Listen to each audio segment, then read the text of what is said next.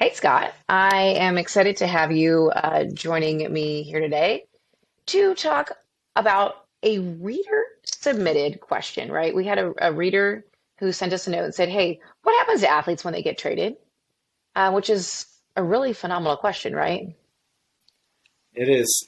Thank you for having me, Amy, here on Sports Curious. Excited to dive into this topic. What's really fascinating about this is, um, we see it on our end where we see the Twitter, you come across a Twitter feed or it happens on Instagram and we're like, oh my gosh, breaking news, we have to share this. Um, But oftentimes the players are finding out the same way you and I are finding out. Via Twitter or on the bottom line on ESPN or something like that. Absolutely. I'm trying to imagine what that would look like, right? There's so many stories out there of players who, their brother texted them because they saw it on ESPN or on Twitter, and knowing that, hey, you went to work today, you started your job today, you worked for Chili's, and now your shift is over, and you're gonna go work at PF Chang's tomorrow. Like, just up and go In a different city with no notice. with no notice. So I guess we should talk a little bit about baseline. Like, as a fan, we know this is what we see from our perspective as a fan. But truly, when a deal is completed, so it's really the two front offices of a team talking, probably the general managers of the teams talking. They've probably done their business over the phone. And then they have to notify, each of them have to notify the league that this trade is happening. Then from there, they can tell the coaches and the owners and the agents and then the players. So it's quite a process. And one, I actually read somewhere that the teams obviously try their best to connect with the players, but you also have to remember once it gets from those two front office people, the general managers down to coaches, owners, agents, there's also a lot of connections that all those people have, right? 10 people know about it, and all of a sudden it leaks really quickly, obviously. Yeah, everyone's got sources. All these insiders like Adam Schefter have sources all over the place. So as soon as there's any kind of rumor or leak, that's when these players end up finding out on Twitter. So it's got to be And as pretty soon, hush hush until it's complete. right. And I mean, there's obviously a strategic side of that, right? If you know that we're willing to trade Scott, then maybe some other team might jump in and say, well, I need Scott more. And so there's obviously a factor of that from a strategic side. But And they don't want to how, lose leverage. If one team knows you're going to trade someone, you can lose your leverage on the team you wanted to trade with. So right. very What I strategic. find what I find really interesting, I read something somewhere that one of the players said, "Hey, you want us to tell you if there's stuff going on at home, or we're having all of these any sort of challenges, but yet when you're getting ready to trade us, we have no idea that that's happening. So you're asking us sort of for all these personal issues, but then all of a sudden it's like, hey, you're traded. Like there's no hmm conversation around it." It's not a two-way street there. It's strictly a cutthroat business. I mean, that's what it really comes down to, right? It's a business, and there are a lot of veterans who have been traded a lot, and you hear them say, okay, well, the first trade was really mind-boggling. It kind of blew their mind. It really kind of sucked, and they felt that they were betrayed, so on and so forth. But as they've been traded throughout their career, um, it becomes more evident that it's a business. And there's obviously players who have asked for trades, so they're obviously not surprised. But it truly is a business, and this person is a facet of this business. They're an employee. They're more than an Yeah, employee, really. they're a You think commodity. about soccer, they're a commodity, right? In Yes. soccer, they're paying for players to be transferred a lot of money, Just the right to transfer someone, not even a salary or anything like that. right? It's pretty incredible. Um, so I guess what do you think? Like, let's talk a little bit about you know, who we think about the player, obviously, and I guess we can talk a little bit about that from that standpoint is there are so many stories of players who were in the team hotel and asleep overnight and saw that they had a missed call from the office because they were sleeping, and they wake up to their phone of all these text messages that say they've been traded. Um, I guess you want to. I know you have some really intriguing stories that I think help drive home that point. There's so many stories throughout history of sports of just players being traded without notice. One of my favorites that happened was last baseball season. The Boston Red Sox were in Houston playing the Houston Astros, and Christian Vasquez, who was the Red Sox catcher, was actually on the field taking batting practice, getting ready for the game, and he found out during batting practice he'd been traded to the Astros, who coincidentally they were playing at that time. So he basically knew all the strategy the Red Sox had going into the game, and then they traded him and he went to the other clubhouse. Isn't that crazy? Like, okay, this clubby packed up your stuff. It's Hmm. just you've had a new locker in the visiting locker room. Here you go. Did he play that game? He did not play that game, but he did end up playing in the series. In a situation like that, it was mid-season, so I'm assuming he just never went back to Boston to get his stuff.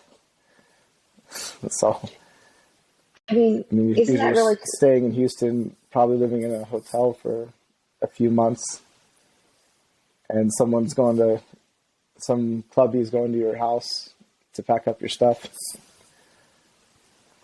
I mean, it's really amazing, and I know that Major League Baseball has a clause that says they have the team has to provide hotel for seven seven days for this new player. But Hmm. when you really think about it, right? He's at a game, and let's just say he has a wife and kids. I don't know his background, um, but he's at a game. Then he has to go with his new team on a road trip, right? His stuff is in Boston. His family's in Yes. Boston. His kids are in school in Boston.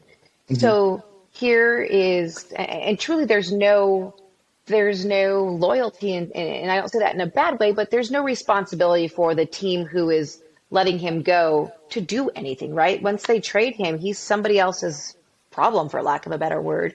And Yes. so it's up to, if he's married, it's up to his wife to break the lease, turn off all the utilities, to go find a new home, to get kids into a new school. And so, I mean, from my time in baseball, you see the families who just live somewhere else because it's not fruitful for them to pick up and go. And especially depending on where a player might be in their Hmm. career, if they're, a relief pitcher or someone who might be a little more tradable, for lack of a better word, um, it may just not benefit your family at all to move with you. And they just stay And in that city and wait for the season to end. right. And I mean, you get a short-term lease somewhere Hmm. at a Spring Hill Suites, we'll just call it for lack of a better word, that's made for sort of a longer term stay. But you're there for 6 months, you live out of a hotel.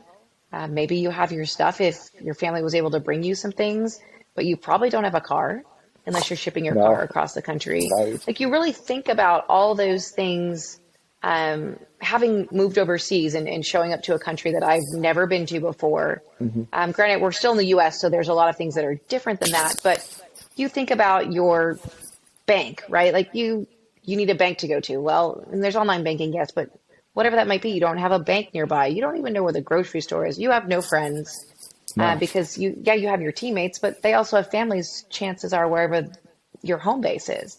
So it's really, I'm sure it's a very isolating process. Especially being on the road. And I might add that he went on to win the World Series with the Astros. So he was with them for probably longer than he would have expected. So And you wherever he think was staying about in the hotel or a Spring Hill it suite, I worked. think you said, yeah. It worked. Well, and you think about the facet, I mean, there's so many ways to take this, but the chemistry of a team, right? You're showing up. Imagine just having someone just dropped into your team at work and they have to dive right in. There's no real grooming, right? I mean, it's truly, here's what we do. Here's, you're going to have to memorize new plays. You're going to have to memorize all kinds of new things. When you really think about it, you're coming in with like absolutely baptism by fire. There's Yeah, no there's no chance for you to grace really period learn. whatsoever. Right. And I can't imagine, hopefully you've got a buddy or at least you know somebody because otherwise the chemistry in a clubhouse or in a locker room is so important.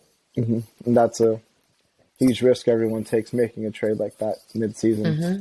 Because if it doesn't work, things can go south pretty quickly, like we've seen in the NBA this year with the Dallas Mavericks. So you just never know.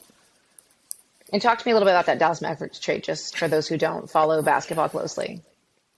Dallas Mavericks were having a very good season. They made a trade to get a scorer or superstar scorer in Kyrie Irving. And ever since that trade, they have just, the chemistry hasn't worked. I think they're 4-12 since the trade happened and on the verge of not making the playoffs now. So it's really just a crapshoot on whether this trade is actually going to work and it's actually going to fit in with everyone. Well, it's interesting. I mean, I don't want to dive too much into it, but anyone who's a friend of the podcast knows we're big Golden Knights fans. And you look at that year they went to the Stanley Cup, and they didn't have a big name. They were all kind of carrying the weight of being the misfits that had been cast off from other teams. Mm-hmm. And so that chemistry, right, that camaraderie got them to that point. Obviously, they were talented and all those things, but that chemistry is almost so much more important, or as is much more important than even the total talent on the field, right? When it really comes down to it, if you're all working together, I mean, it really truly makes a big difference. Yeah, like you said, there was no superstar on that team. Everyone was kind of just this misfit that no other team wanted, and they just kind of came together and it gelled and got all the way to the Stanley Cup. Yeah, I think chemistry is a really underrated factor in these trades. And so you think about, right, you're like, yes, my team got somebody huge. Wayne Gretzky is now playing for my hockey team, and how amazing is that? But you Mm-hmm. have no idea. There's still such a big risk in bringing that person on, and obviously, that's one. I guess it's one you're willing to take, right? Yeah, sometimes you have to take a shot and do what you think is right. And if you have a proven track record of making correct deals, you just hope that the deal you make actually works. Yeah. Well, I always think about it from the front office perspective. So spending time in baseball, as you did too, you think about, so in the beginning of a season, when we worked for the Diamondbacks, you would have players sign a bunch of autograph stuff, right? So when someone wrote in and said, "Hey, Mm-hmm. can I have something for my auction? Can I have something for my sick child?" Whatever that means, you had a ton of autographed items that you would then give out. So you look at, And when do they let's say sign you those? At had the beginning of the year? beginning of spring training. So in spring training, I mean, there were guys who were the big name players who would sign 5,000 items in one day. I mean, it truly was, it was a lot of work for them. It's a lot of work to set up, but it's a lot of work for them and their poor hands to do that. Yeah. But you think about, now I have 500 autograph photos of Scott as a Laker. What am I going to do with those? Right? So maybe the signed basketballs would work. It doesn't necessarily have one team on it. Right. So I would frequently pick up the phone and call my counterpart at another team and say, "Hey, do you want these autographed baseballs of this player? Because they don't really do us any good, right? If it's someone who's a Mm-hmm. big name that you can still has value to it, then that's one thing. But what am I going to do with all of these, right? This player no longer plays for us." So you think about it from that capacity of changing over from a marketing perspective, right? If Scott plays for the Lakers and he's in a Gatorade commercial, now he plays for the Mavericks, that There Gatorade goes that commercial's commercial. void, right? What about like charity events that you would promise that you're going to have all these items signed by this Lakers player and they trade him? What would you have done in that Well, it's situation? exactly it. I mean, you do the best you can, right? And we had players who would have school programming, right? Mm-hmm. I remember one of our athletes, he had a program that brought in kids from the American Cancer Society, so families who were touched in their lives by cancer. And they would come in, they do a meet and greet, we do food, and they'd get tickets to the game. And when that athlete was traded, he called on his teammates to come in and say, "Hey, would you just I have 3 more of these left this season.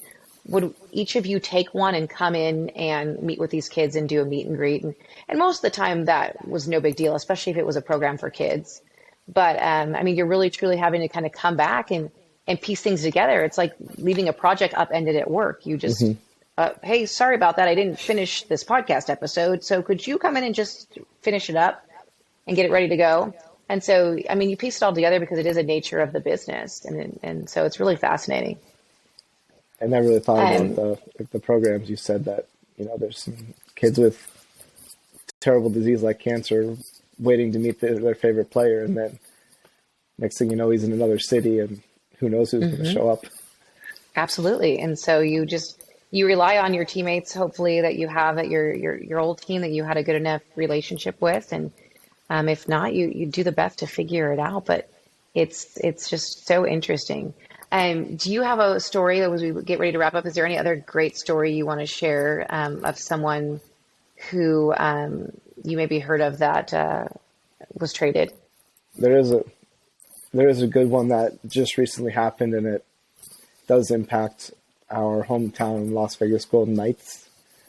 So Kings goalie Jonathan Quick, he's a legend with that franchise, 16 years with them, 2 Stanley Cups.